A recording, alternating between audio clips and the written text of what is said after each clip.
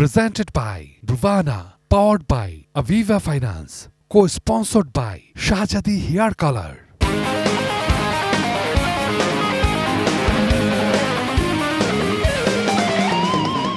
ঈদ মুবারক। ঈদের অনেক অনেক শুভেচ্ছা জানিয়ে আমি তারিক মাহমুদ শুরু করছি ঈদের বিশেষ আয়োজন স্পোর্টস সেলিব্রিটি শো। আজ ঈদের দিন, ঈদের এই বিশেষ স্পোর্টস সেলিব্রিটি শোতে আজ আমরা খেলার জগতের এক জনপ্রিয় তারকার ঈদ নিয়ে নানা ভাবনা, তার ক্যারিয়ারের বিশেষ কিছু দিকের কথা জানব। আজকের এই আয়োজনে আমাদের সাথে আছেন মোহাম্মদ রফিক। জানি শুধু এই নামটি যথেষ্ট আমাদের এই অনুষ্ঠানের নিয়মিত দর্শকদের জন্য। মোহাম্মদ রফিক নামটি শুনলেই তাদের মানসচক্ষে ভাসতে শুরু করেছে রফিকের দুর্দান্ত সেসব ঘূর্ণিবলের নানা স্মৃতি। ছিলেন আইসিসি জয়ী সেই কিলাব মাঠের সেই দলে। আইসিসি ট্রফি জয়ের মধ্য দিয়েই তো বাংলাদেশ ক্রিকেটের সেই বিশ্বযাত্রা শুরু। কি নেই তার ঝুলিতে, কি যে নেই আর কি যে আছে রফিকের ঝুলিতে, সেই সব গল্পই আমাদের জন্য তুলে এনেছেন আমাদের স্পোর্টস ইনচার্জ পবিত্র কুণ্ডু। চলুন কথা না বাড়িয়ে চলে যাই পবিত্র কুণ্ডুর কাছে। ধন্যবাদ। আমার সঙ্গে আছেন মোহাম্মদ রফিক, বাংলাদেশের ক্রিকেটের উন্মেষ পর্বের নায়ক, বাংলাদেশের ক্রিকেটের সর্বকালের অন্যতম সেরা একজন অলরাউন্ডার। তো মোহাম্মদ রফিক, আপনাকে ঈদ মোবারক। আসসালামু আলাইকুম। ঈদ মোবারক সকল দেশবাসীকে। ঈদ মোবারক। ঈদ উল ফিতর অনেককে দেখি যে হয়তো বাইরে ঘুরতে টুরতে যায়, কিন্তু ঈদ উল আজহা মানে কোরবানির ঈদটা অনেকেই পরিবারের সঙ্গে কাটাতে চায়। আপনিও নিশ্চয়ই এই ঈদটা পরিবারের সঙ্গেই উপভোগ করবেন। আলহামদুলিল্লাহ। কারণ দেখেন, আমি যখন বাংলাদেশ টিমে ছিলাম তখন কিন্তু দেখা যাচ্ছে যে অনেক ঈদ দেশের বাইরে করতে হয়, বাট এখন যখন দেশে আছি সকল মানুষ চায় যে নিজের ফ্যামিলির সাথে একটা ঈদ করি। আর যেটা হলো কোরবানি ঈদটা কিন্তু সবার জন্য আর একটা আনন্দের ঈদ, যেটা এখানে গরু কিনবে, পশু কিনে জবকর্মী করবে। তো এটা ইনশাল্লাহ আমরা মনে করি, আমরা যারা পুরান টাউনে আছি, তো আমরা এই জিনিসটা কিন্তু খুব উপভোগ করি এবং খুব আনন্দ করি। তো এই যে এইটা যেন একটা আনন্দ, এই আনন্দটা সত্যি কথা কি মানুষের টাকা পয়সা থাকতে পারে, কিন্তু এই আনন্দটা কি পায়? হ্যাঁ, অবশ্যই। আপনার এই যে ছোটোবেলার ঈদ, তারপরে আপনি যখন ক্রিকেট খেলে আপনি ক্রিকেট তারকা হলেন, জাতীয় দলে খেলেন, তারপরে এই বয়সে এই তিন সময়ের ঈদের সাথে যদি আমি তুলনা করতে বলি যে কেমন ঈদ কেটেছে, ছোটোবেলার ঈদ, তারপরে আপনার বড়বেলার ঈদ। না আলহামদুলিল্লাহ, দেখেন আগের ঈদগুলো আর এখনকার ঈদগুলো অনেক ডিফারেন্স। আগে যেমন আমরা ছোট ছিলাম, দেখা যাচ্ছে যে বাবা মা আত্মীয় স্বজন মিলে কোরবানি দিত। এখন আলহামদুলিল্লাহ আমাদের সবাই দেয়, বাট আমি দেখা যায় আমার নিজের পার্সোনালটা আমি নিজে দিচ্ছি। এটা কিন্তু ছোটোবেলা ছিল না, বাট এখন দিচ্ছি। এখন আমরা প্রত্যেক ভাই বা প্রত্যেক আত্মীয় স্বজন সবাই যার যারটা দিচ্ছে। তো এটাও একটা আনন্দ। আর আগেরটা ছিল অনেক সময় দেখা যায় শেয়ার করে নিতে হতো, কারণ অনেক সময় দেখা যায় পশু এরকম পাওয়া যাচ্ছিল না বা এরকম যে কোনো জিনিস হতো। তাই আলহামদুলিল্লাহ আমি মনে করবো এখন দেশের মানুষে অনেক শান্তিভাবে সব কিছু করতে পারতেছে। তার আমাদের ফ্যামিলি ভেরি হ্যাপি যে আমরা ভাই বোন সবাই একসাথে হই এবং আমাদের আত্মীয়স্বজন যার যার বাসায় আসে। ঈদের সময় দেখা যায় সবার সাথে সবাই দেখা হয়। তা আমি মনে করি যে এই আনন্দটা কখনো কোনো জায়গাতে হয় না। একটা হয় যে ঈদের সময়, আর একটা হয় যে বিয়ে শাদী হলে যেখানে আমাদের যত আত্মীয়স্বজন একসাথে হয়। আচ্ছা, এই যে আপনি প্রথমেই বললেন যে জাতীয় দলে যখন খেলেছেন, বাংলাদেশ দলে, বাইরে ট্যুর ছিল কিংবা দেশের মধ্যেও দেখা যাচ্ছে যে খেলা পড়েছে, পরিবারের সঙ্গে ঈদ করতে পারছেন না, তো এটা নিশ্চয়ই তখন একটু পেইনফুল ছিল যে আমি ন্যাশনাল ডিউটি করছি, এটা স্যাক্রিফাইস এক ধরনের। দেখেন ওটা হলো আরেক জিনিস, কারণ কি দেশ আমাদের পতাকা দিয়ে পাঠাতো দেশের উজ্জ্বল করার জন্য। আমার কোরবানিটা দেখা যায় ওই রকম মাহামুখে কিছু না, দেখা যায় আমি না থাকলে আমার ছেলে দিবে, আমার ছেলে না দিলে আরেকজন দিবে। বাট আমরা যেটা উদ্দেশ্য গেতাম যে দেশের একটা সুনামের জন্য আমাদের দিয়েছে, আমাদের দেশের পতাকা আমাদের দিয়েছে দেশকে আমাদের পরিচিত করার জন্য। আমরা 2003-এ আমার কাছে একটা খেলা আছে যে আমরা 2003-এ যখন সাউথ আফ্রিকা সিরিজে যাচ্ছিলাম, তখন আমাদের একটা ট্যুর ছিল আমাদের নামিবিয়ায়। তখন ওখানে একটা কোরবানি ঈদ ছিল আমাদের। তো ওখানে যেসব বাঙালিরা ছিল আমাদের খুব হেল্প করেছে। তা আমরা তো অ্যাকচুয়ালি কি ওইখানকার মানুষ কোরবানি কী জানে না। তো বাঙালিরা দেখা যাচ্ছে যে ওরা ওইখান থেকে হরিণ জব করে এনে আমাদের রাত্রে কোরবানি মাংস খাওয়ালো। প্রবাসীরা কিন্তু আসলেই এই যে ঈদ উৎসব কিন্তু ক্রিকেটারদের সাথে ভাগ করে নিয়েছে, আমি দেখেছি, আমিও ট্যুরে গেছি। কারণ দেখেন ওরাও কিন্তু দেখেন যেসব প্রফেশনে যায় ওইসব লোক কিন্তু ওদের ফ্যামিলি ছেড়ে যায়। আমরা তো 1 মাস মানে 1.5 মাস বা 40 দিন একটা ট্যুরে থাকি, আর ওরা দেখা যায় বছর পর বছর থাকে, অর্থাৎ ফ্যামিলি থেকে দূরে। যখন ওরা ওদের পাশে আমরা দাঁড়াই বা ওরা আমাদের কাছে আসে, ওদের কিন্তু মনটা ভরে যায়, দেশের লোকের কাছে আসছি, দেশের টিম একটা আসছে ক্রিকেটে, অটোমেটিক কিন্তু ওদের অন্যরকম একটা ফিল হয়। 94 থেকে 2008, মানে 6 আর 8 14 বছর, এই যে এই অনুভূতিটা কেমন? দেখেন ওই জায়গাটা আলাদা একটা ফিল করে। এখন আমি আলাদা, এখন তো আমি সাধারণ একটা পাবলিকের মতো, কারণ কি আমরা চাই যে ভালো পাবলিকের মতন আমরা কিন্তু এখন আচরণটা থাকে, এবং পাবলিকের মতন কিন্তু আমরা ক্রিকেট পাগল আছি। বাট যখন আমি ওই সাবজেক্টে ছিলাম তখন কিন্তু আমি ওই 15 জনের ভিতরে আমি কিন্তু ছিলাম, এখন কিন্তু 15 জনের বাইরে আমি। বাট 15 জনের যারা থাকে তাদের ফিলটা কেমন ওটা আপনি বুঝতে পারবেন না, ওই জায়গাটাই আলাদা। কারণ কি ওইখানে আপনি না গেলে আপনি বোঝা মুশকিল যে ওই জায়গায় ফিলটা কেমন লাগে। তো এখন পাবলিক হিসেবে খেলা দেখি বা পাবলিকে সাপোর্ট করি, বাট অনেক মানুষ দেশে ক্রিকেটের জন্য আমাকে চিনে। আপনার যে গৌরবোজ্জ্বল ভূমিকা, আপনি বাংলাদেশের ওয়ানডেতে প্রথম আপনি 1000 রান এবং 100 উইকেটে ডাবল করেছেন, মানে আপনি কিন্তু মানে এক্সাম্পল সেটার, অনেক কিছু কিন্তু আপনি তৈরি করে দিয়ে গেছেন, পথ বেঁধে দিয়ে গেছেন। সেই পথে কিন্তু আজকে আপনার উত্তরসূরিরা হাঁটছে। এই অনুভূতিটা কেমন? আমি শর্টকাটেই বললাম যে না, আমরা আমাদের হাত ধরে যারা দিয়েছে সিনিয়র, আমরাও কিন্তু আবার এদের হাত ধরে দিয়েছি, তাই আমরা কিন্তু একটা পর্যায়ে এনে দিয়েছি। এরা কিন্তু মোটামুটি মাশাল্লাহ একটা ভালো পর্যায়ে ক্রিকেট খেলতেছে। মাঝখানে হতে পারে হাফ অ্যান্ড রান হচ্ছে, বাট তারপর আমি বলবো যে নিজে ফিল করি, হ্যাঁ আমি বাংলাদেশে 3টা ওয়ার্ল্ড কাপ খেলেছি, বাংলাদেশ কোথাতে কোথায় আসে আমি নিজে সাক্ষী, আমি নিজে খেলেছি। তো এটি একটা গর্ব হয় যে হ্যাঁ আমি বাংলাদেশ টিমে একসময় প্লেয়ার ছিলাম। তাই মানুষ অনেক শ্রদ্ধা করে, যে চিনে অনেক শ্রদ্ধা করে, একটা সালাম দেয়, কথাবার্তা বলে। তো এটা কিন্তু আপনার মনে করেন যে টাকা পয়সাটা কিন্তু এটা পাওয়া যায় না। আমরা রফিক, যে ক্রিকেটার রফিককে আমরা চিনতাম হার্ড হিটার ব্যাটার, হ্যাঁ, তারপরে যার লেফট আর্ম স্পিন, বিপক্ষের কোনো জবাব ছিল না, আপনার কি একটু আফসোস হয় না যে ইস টি20টা যদি খেলতে পারতাম? দেখেন এইটা অন্য আমাদের সাথে যারা খেলছে তারা কি চিন্তা ভাবনা করে, আমিও কিন্তু ওই চিন্তা ভাবনা করি না। আমি মনে করি যে আমার যে সময়টা ছিল ওই সময়টা বেস্ট ক্রিকেট খেলেছি। এখনকার পাল্লা দিলে হবে না, এখনকার পাল্লা দিলে তো যদি আমার এখন যে বয়সেতে, আমি তো মনে করি বাংলাদেশের আজকে সাকিবের তখন থেকে রফিক রিনের আলোচনা হতো, বাট তখন কিন্তু ওই ক্রিকেটে খেলে আসছি আমি। এখন তো হতে পারে যে ওই ক্রিকেট খেলেছি থেকে বাংলাদেশ কিন্তু আজকে এই পর্যায়ে ক্রিকেটটা খেলতেছে। তো সুতরাং আমি দেখা যাচ্ছে, আমি বলবো যে আমি যে লেভেলে খেলেছি বা যেই সময় খেলেছি ওই সময় বাংলাদেশের রাইট সময় আমি খেলেছি, কারণ ওই রাইট সময় না খেলে দেখে বাংলাদেশ আজকে এই পর্যায়ে নাও আসতে পারতো।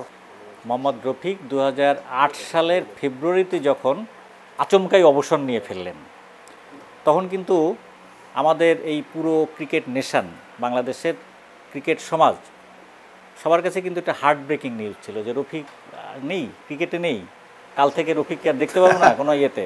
হ্যাঁ, রফিকের বিকল্পকে, রফিকের জায়গায় কে আসবে? না তখন তো অনেক ছিল, আমার সাথে আব্দুল রাজ্জাক ছিল, সাকিবুল নতুন আসছে, আব্দুল রাজ্জাক ছিল। তো এইসব জিনিসগুলো তো ওরা আমার সাথে কাজ করেছে, আমার সাথে খেলেছে। দেখেন আমরা কিন্তু 3 জন একসাথে খেলতে পারিনি, দেখা যাচ্ছে এখান থেকে 3 জনতে যে কোনো একজন বাদ পড়তো। দেখা যায় যে আমি রেগুলার খেলতাম, ওখান থেকে দেখা যায় সাকিব বাদ পড়লো, নাহলে আব্দুল রাজ্জাক পড়লো।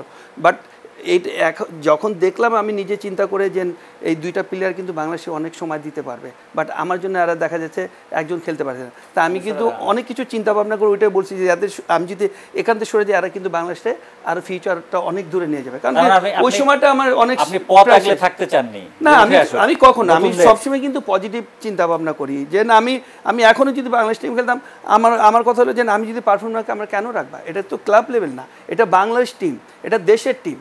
তো সুতরাং ওইভাবে চিন্তা ভাবনা কিন্তু আমার মাথায় সবসময় ছিল। এখন যেটা এই চর্চাটা হচ্ছে যে এই যে পঞ্চপাণ্ডব বলা হতো, মাশরাফি, সাকিব, মুশফিক, মাহমুদুল্লাহ, তামিম, পঞ্চপাণ্ডব ছাড়া বাংলাদেশের ক্রিকেটটা কিভাবে এগোবে? মানে ওই ভবিষ্যতের চিত্রটা আপনি কি দেখেন? আর দেখেন ওইটা যদি চিন্তা করেন আপনি, বিসিবি এখন কীভাবে চিন্তা ভাবনা করছে এটা হলো ইম্পর্টেন্ট। আপনি দেখেন আমি যখন কারেন্ট প্লেয়ার ছিলাম তখন তো বলেছি যে ডোমেস্টিকটা আরও স্ট্রং করেন, বা আমাদের সারা বাংলাদেশে ক্রিকেটে ছড়ায় দেন।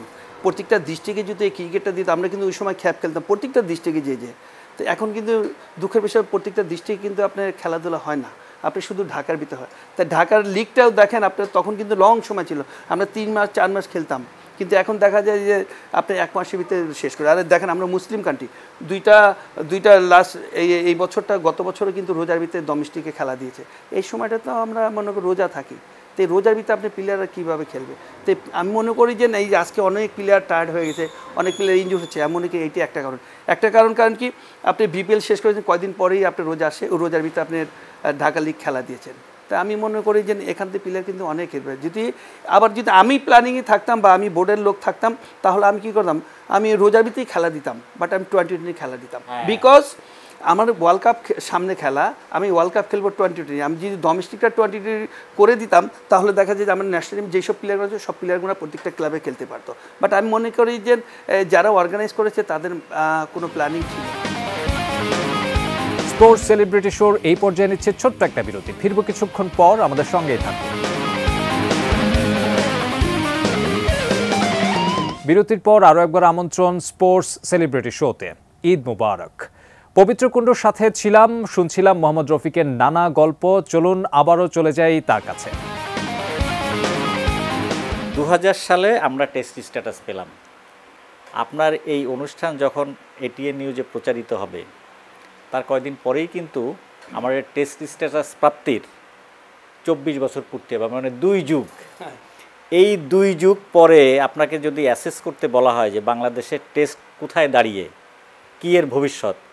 যখন গর্ডন ছিল 2099-এ, তখন কিন্তু বোর্ডের লোকজন বলতেছে আমরা টেস্ট চাই, আমরা ইনশাল্লাহ 2000 সনে পেলাম।